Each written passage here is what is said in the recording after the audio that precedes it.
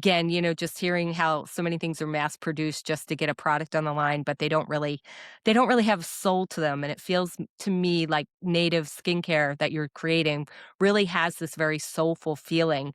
So with that said, how are you balancing the fact that you are offering this very beautiful natural line of products with the fact that you're really positioning it as a modern luxury skincare line?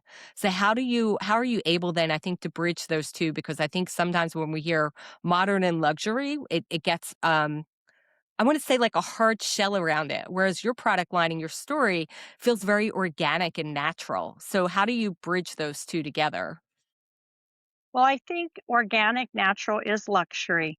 And when you think about what you just said, this mass production, a lot of people don't know that most of the ingredients for skincare come from overseas because they're a lot less expensive to import. The problem with that is that everything has to be radiated before it comes into this country. And those regulations actually got pushed up even more during COVID to make sure that we're not importing anything that might have a virus or bacteria. So you're pretty much blasting all of the nutrients out of anything that's imported. And so to me, that doesn't mean luxury. You could put a package on it, you could market it in a luxury setting. But when you think about true luxury has been here for all of us since the beginning of time. I always like to share with people that at one point we were all indigenous to a land somewhere. And when we were indigenous, maybe you're from Sweden or you're from another Asia, wherever it is, at one time we were all tribal people and we all lived on the land and we were very much a part of it. And at that point, we were luxury people because everything that we've ever needed was provided for us.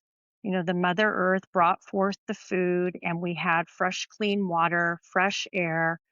We all know the sun comes up every day for us. So, everything that we really need when it comes down to luxury is all about the finest things that actually nurture our body because without our health, we don't really have anything. So, health is really the highest level of luxury on the planet.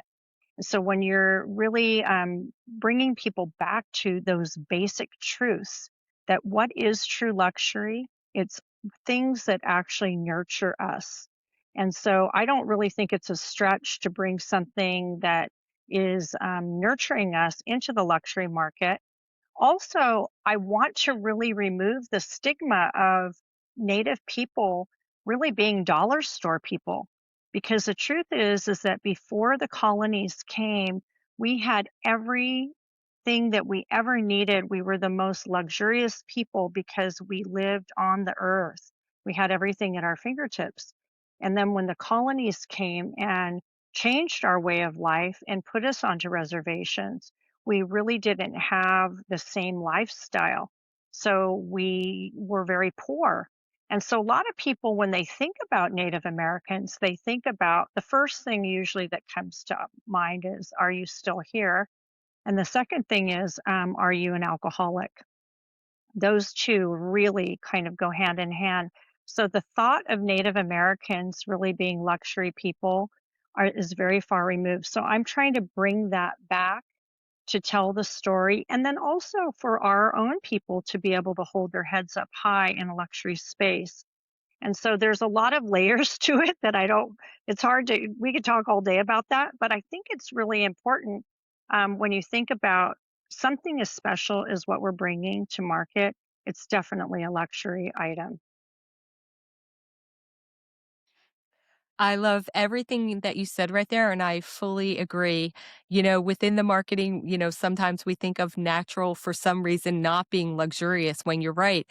Utmost in luxury is something being from the earth and so natural and so pure like that.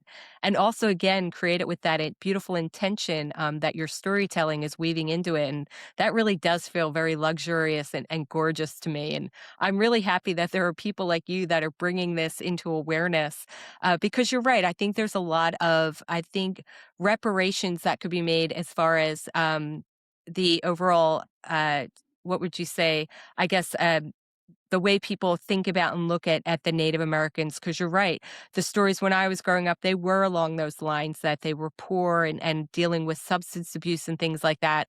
And then when I had the opportunity when I was in Montana to meet real Native Americans, because I'd never met one before, I was like, wow, these are really wonderful people. And they were so beautiful. And everyone was really so kind and welcoming.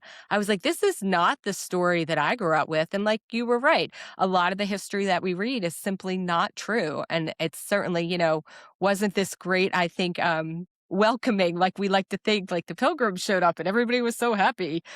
So it's nice now as we move forward in our society that we're having those conversations and that we are able to, I think really be able to present people in the light that they should be presented in.